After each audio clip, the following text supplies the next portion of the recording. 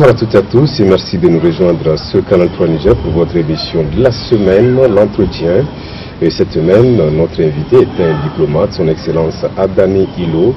Il est actuel ambassadeur de la République du Niger à Bruxelles. Il est de passage à Niamey dans le cadre de la première édition de la Coupe du Président de la République, une coupe organisée par la diaspora nigérienne sous sa juridiction, en collaboration avec l'ambassade. Il a accepté justement de se confier à nous. Excellence, bonsoir et merci de nous recevoir. Première question, vous êtes diplomate justement de carrière. Vous avez servi et vous continuez de servir votre pays à l'étranger, votre pays le Niger à l'étranger. Alors, Excellence, à votre avis, quels peuvent être les pays phares où vous aviez servi? Merci. Je suis d'abord honoré d'être l'invité de votre journal et je considère cela comme étant une marque d'intérêt vis-à-vis de la communauté nigérienne de Belgique, au nom de laquelle je suis devant vous ce soir. Et au cours de ma carrière, j'ai servi à la centrale d'abord, à plusieurs postes de responsabilité, comme chef de division, comme directeur, comme secrétaire général du ministère, mais aussi comme conseiller diplomatique au cabinet du Premier ministre. À l'extérieur, j'ai servi à Washington comme conseiller, à Paris, à l'UNESCO, à Bruxelles, puis à Genève comme ambassadeur, et de retour à Bruxelles comme ambassadeur. Voilà en gros résumé, disons, les postes où j'ai servi. Alors aujourd'hui, quel regard portez-vous sur la diplomatie nigérienne? Je pense que la diplomatie nigérienne aujourd'hui connaît un regain de dynamisme. Et ce regain de dynamisme, il est lié, si vous voulez, à la gouvernance nationale elle-même, parce qu'il y a un lien intime entre la gouvernance extérieure et la gouvernance intérieure. La gouvernance intérieure permet de donner de la crédibilité à la gouvernance extérieure, donc à la diplomatie. Aujourd'hui, le Niger est un pays qui compte, est un pays qui est consulté à la fois pour des questions qui sont de développement, mais aussi parce qu'on a un certain nombre d'exemples au niveau national qui sont des réussites, comme le programme 3R, mais aussi en matière de sécurité, vu l'implication au plus haut niveau de l'État, de nos autorités, du président de la République, son Excellence Issou Mahamadou lui-même, et toutes ces actions, il y en a d'autres, font qu'on a une diplomatie aujourd'hui qui est beaucoup plus audible parce qu'elle est impulsée à partir du sommet. Aujourd'hui, vous êtes à la tête de l'ambassade du Niger à Bruxelles. Alors, qu'est-ce qu'il faut savoir de plus important justement de cette représentation diplomatique? L'ambassade du Niger à Bruxelles est une des premières ambassades qui a été créée par le Niger au lendemain de l'indépendance. C'est une ambassade qui est accréditée auprès de 5 pays sur le plan bilatéral, à savoir les pays du Benelux, la Belgique, les Pays-Bas, le Luxembourg, mais aussi les 2 extrémités de l'Europe, à savoir l'Islande qui est là-bas au niveau du pôle Nord, et puis la Grèce qui se situe au sud de l'Europe. Ça, c'est sur le plan bilatéral. Sur le plan multilatéral, évidemment, Bruxelles étant la capitale de l'Europe, c'est aussi la représentation permanente du Niger auprès de l'Union européenne. L'Union européenne, pour commencer peut-être par le multilatéral, c'est le premier partenaire économique du Niger. Cela s'est démontré au moment de la table ronde sur le financement du programme de développement économique et social déjà, mais également cela se poursuit aujourd'hui à travers le 11e FED qui est entré en vigueur depuis le 1er mars et qui, à travers l'enveloppe qui est consacrée au Niger, montre que véritablement on a en face de nous le premier le partenaire économique en tout cas principal au niveau multilatéral. Il y a également la Belgique, le Luxembourg, les Pays-Bas qui sont aussi des partenaires importants pour le Niger. On voit bien justement qu'elle est grande, cette ambassade, vu l'importance justement des pays qui sont sous sa juridiction. Alors qu'en est-il de l'importance de la diaspora et quels sont vos rapports justement avec cette diaspora? La diaspora nigérienne en Belgique est une communauté qui est très dynamique, qui est très diverse et qui regorge véritablement de beaucoup de potentialités dans beaucoup de domaines, dans beaucoup de secteurs donnés. C'est une communauté qui est dynamique parce qu'elle est dans le domaine à la fois commercial, dans le domaine intellectuel, mais aussi nous avons certains qui sont au niveau des ports, qui sont aussi dans le domaine agricole. Donc c'est une communauté qui est riche, c'est une communauté qui est structurée autour d'une association qui est là, et autour de cette association se greffent un certain nombre d'associations qui sont thématiques et qui font que on arrive avec l'ambassade à canaliser un peu tous ces efforts-là pour d'abord déterminer les projets communs entre la communauté et l'ambassade, et c'est à travers ce projet commun que l'entente entre l'ambassade et la diaspora nigérienne s'est constituée. Parce que vous savez, pour arriver à faire des choses en commun, il faut avoir des projets communs. Si vous n'avez pas de projet commun, vous ne pouvez rien entreprendre ensemble. Donc ce que nous avons fait, c'est essayer, à partir de ce potentiel énergique qui est là, c'est de l'orienter, de le canaliser vers des activités qui soient porteuses, qui soient importantes pour le Niger, importantes pour la communauté. Et naturellement pour l'ambassade qui a un rôle d'encadrement, un rôle de sensibilisation. Donc c'est des rapports qui sont vraiment, je peux le dire, qui sont excellents. D'autre part, c'est une communauté qui est modèle parce que, à la différence de certaines communautés qui sont en Europe, la communauté nigérienne est une communauté tranquille dans la mesure où on ne décèle pas des tendances, disons, à la criminalité, des tendances au banditisme. C'est une communauté qui, de ce point de vue, honore la communauté nationale. Parce que être nigérien en Belgique, c'est être quelqu'un de tranquille, c'est être quelqu'un de bien. C'est la même chose en Hollande. Là, je le disais, que vous êtes justement à Niamey dans le cadre de la première édition de la Coupe du Président de la République, une initiative justement de cette diaspora nigérienne à Bruxelles. Alors, Excellence, quelles sont les réelles, les véritables motivations justement de cette première édition de la Coupe du Président de la République? Il y a essentiellement deux motivations. La première, elle procède de la volonté de la 9e région, circonscription de Bruxelles, parce que vous savez, nous avons été qualifiés de 9e région, la diaspora nigérienne à l'extérieur, et ça c'est un honneur. Et donc pour nous, il s'agit de montrer que cette 9e région est capable de participer à l'essor national à travers un certain nombre de projets qui figurent dans le programme de la Renaissance, et un projet qui est, disons, dans un premier temps à notre portée. Un projet qui vise une cible aussi, qui est une cible essentielle, à savoir la jeunesse. Donc c'est pour ça que de ce projet qui est socio-sportif.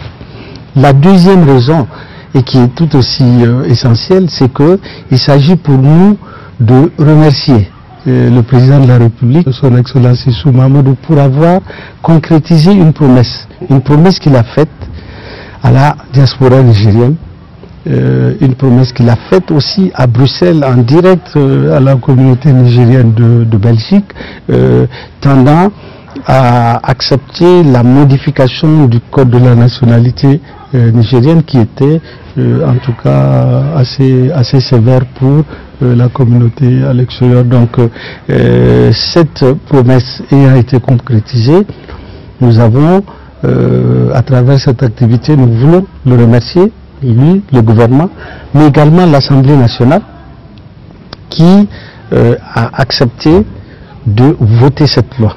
Parce que vous savez, nous sommes la diaspora nigérienne et celle qui est bénéficiaire, celle qui bénéficie de cette mesure, et plus particulièrement au sein de la diaspora nigérienne, c'est les communautés qui sont notamment en Europe et en Amérique, qui bénéficient de ce texte-là, qui fait que aujourd'hui, on n'est plus regardé du coin de l'œil, et qui fait qu'aujourd'hui, on a recollé les morceaux, parce que c'est comme si sous l'empire de l'ancien ordonnance pour le code de la nationalité, c'est comme si on avait cassé un peu les liens, parce que si sous l'empire de l'ancien texte de l'ordonnance de 1984 modifiée, un Nigérien qui acquiert la nationalité étrangère du fait du mariage ou de la naissance ou du fait de son séjour à l'extérieur ou de toute autre raison,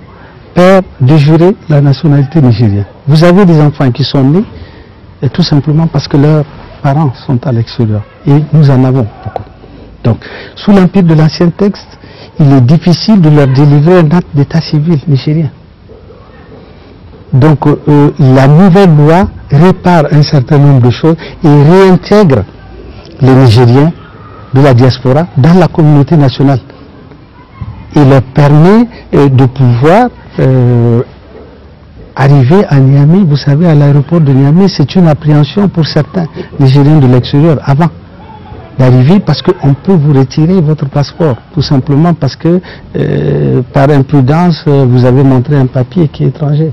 Donc c'est une loi qui est très importante pour nous, pour l'ensemble de la diaspora nigérienne, et donc c'est la deuxième raison qui fait que nous avons organisé ce tournoi, et c'est ce qui explique aussi que le match de gala, que nous ayons souhaité que le match de gala soit un match qui oppose l'équipe du gouvernement à celle de l'Assemblée nationale, pour montrer un peu cet aspect-là, cette symbolique du fait que la coopération entre les deux institutions nous a permis d'avoir quelque chose de bon. Et c'est ça le Niger. Si on est ensemble, on peut faire beaucoup de choses importantes. Et notre enjeu, Excellence, par rapport toujours à la double nationalité, désormais, nos compatriotes peuvent participer justement à la chose politique, peut-on dire.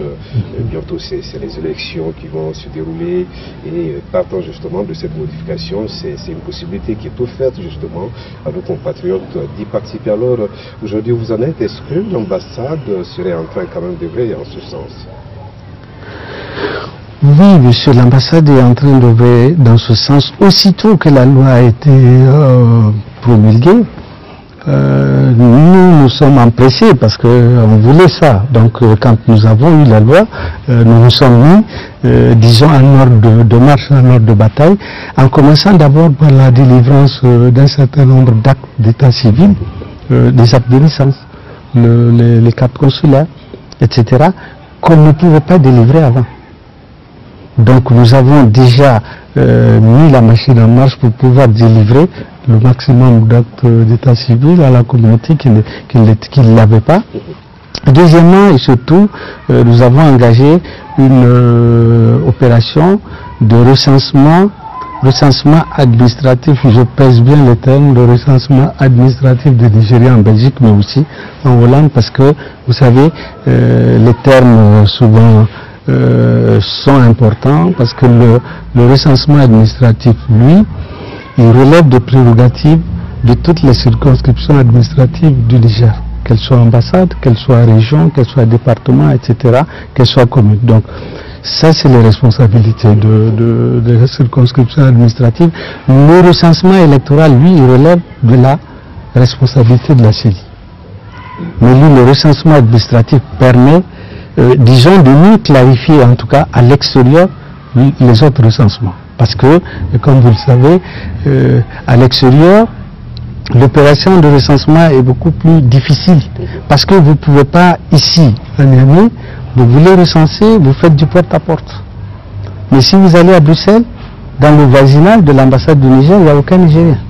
Donc vous ne pouvez pas faire d'opération porte-à-porte. Il faut utiliser d'autres techniques qui sied à la situation. Donc nous avons engagé cette opération de recensement qui est couplée à la délivrance de la carte consulaire qui permet d'identifier véritablement les Nigériens et qui aussi est le seul papier qui demain vous permet de voter. et qui permet à nos ressortissants de voter. Le troisième axe de mesures que nous avons pris, c'est de créer une cellule conjointe d'élaboration des projets.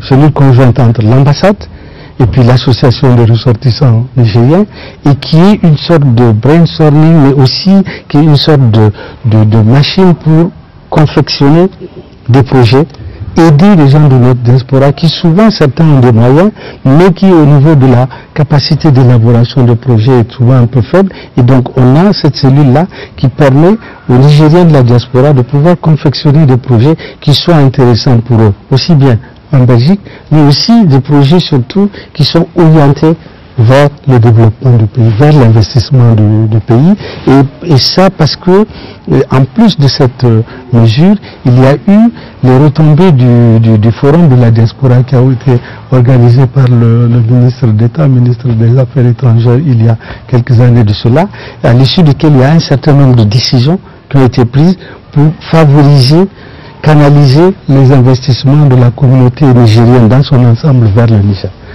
Donc c'est nous, au niveau de l'ambassade du Niger à Bruxelles, nous n'avons fait qu'appliquer nos textes pour essayer de mettre notre communauté en ordre de bataille pour pouvoir contribuer à l'essor national. Justement, au vu de ce recensement administratif qui a débuté et qui est une ouverture justement vers les autres recensements, pensez-vous que le vote à l'étranger est possible aujourd'hui? Le vote à l'étranger est possible là où il y a un fichier administratif qui est élaboré. En tout cas, en ce qui concerne la circonscription, la juridiction de Bruxelles, de l'ambassade du Niger à Bruxelles, nous sommes en train de créer les conditions pour que cela soit possible, aussi bien en Belgique qu'en Hollande. Parce que, je m'empresse de le dire, nous avons une communauté aussi importante qui est aux Pays-Bas, qui est en Hollande, et qui est aussi une communauté assez dynamique, donc qui est aussi que nous sommes en train de recenser. Je pense que c'est possible. Cela dit, nous créons les conditions pour que cela soit possible. La décision, elle va relever des institutions supérieures de l'État. Le CNDP dira et la CENI dira ce qu'il faut faire. Pour nous, nous sommes au niveau de l'échelle plancher de l'exécutif. Nous appliquons un certain nombre de mesures qui ont été prises en amont par les autorités supérieures. Vous avez parlé de 9e région tout à l'heure. C'est quoi les enjeux? Qu'est-ce que vous voulez dire exactement? La 9e, le Niger de l'intérieur, il est composé de 8 régions. Et la diaspora nigérienne est la 9e région. Et la diaspora nigérienne constitue la 9e région du Niger qui s'ajoute aux 8 autres. Et le texte, le nouveau texte sur la nationalité permet vraiment de le dire parce que il réinsère cette communauté-là dans la communauté nationale. Et on peut dire qu'il y a effectivement cette 9e région. Mais comme c'est une région qui est assez diverse et géographiquement étalée, nous parlons de la circonscription de Bruxelles, de la 9e région, de la même manière qu'il y a la circonscription certainement d'Abidjan, certainement d'Accra, de Paris, de New York, de Washington, etc. Et ce serait lié à l'importance justement de la communauté? C'est bien cela ou... Oui, c'est lié à l'importance de la communauté. Vous savez, la communauté nigérienne à l'extérieur, elle est nombreuse. Le recensement n'est pas précis, mais nous avons beaucoup de millions de Nigériens qui sont à l'extérieur. Il y a un potentiel qui est là, qui est très très fort et qui est historique, qui est lié à des mouvements très historiques depuis les périodes du pèlerinage à pied ou bien à Doudoune et toutes les personnes qui ont suivi ce qu'on appelle la route du Hajj qui va jusqu'aux confins du Soudan et même au-delà. Donc nous sommes un pays qui a une longue tradition en vérité d'immigration mais qui était au départ saisonnier et qui de plus en plus maintenant au niveau de l'Europe est un type d'immigration de fixation. de saisonniers, il passe à la fixation et à la faveur aussi du développement, je veux dire, de la scolarité, etc. Et aussi du fait que de plus en plus de jeunes veulent aller découvrir d'autres horizons, d'autres opportunités.